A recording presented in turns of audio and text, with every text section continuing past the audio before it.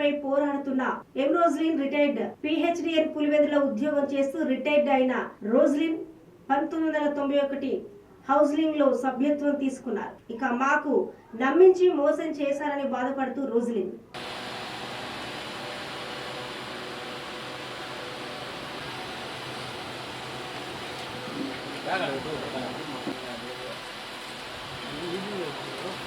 ఎం Roslin నా పేరు ఎం Roslin, retired PHN పులివెందుల్లోనూ ఉద్యోగం చేస్తా రిటైర్డ్ అయిపోయినాను. నేను 1991లో నేను 1991లో నేను సభ్యత్వం తీసుకున్నాను హౌస్ బిల్డింగ్ సొసైటీలో పులివెందుల్లోనే.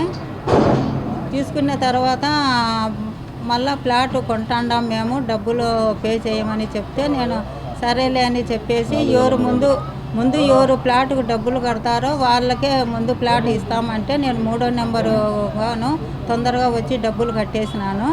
4,300 రూపాయలు వాళ్ళకి అమౌంట్ చెల్లించినాను.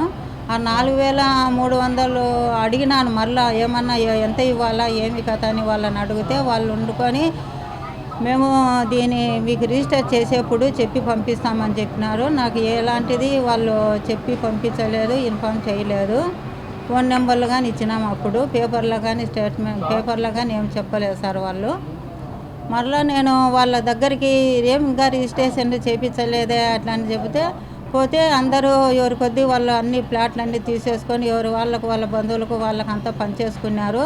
పోయి పుల్లన్న దగ్గర పోయి అడిగితే అతను వండుకొని ప్లాట్లు అయిపోయినాయి, మేమేం చేయాలమ్మా అట్లా అన్నాడు 2007లో. మరలా రాజకులాయప్ప దగ్గర కానీ పోయి అడిగినాను, ఆయన కానీ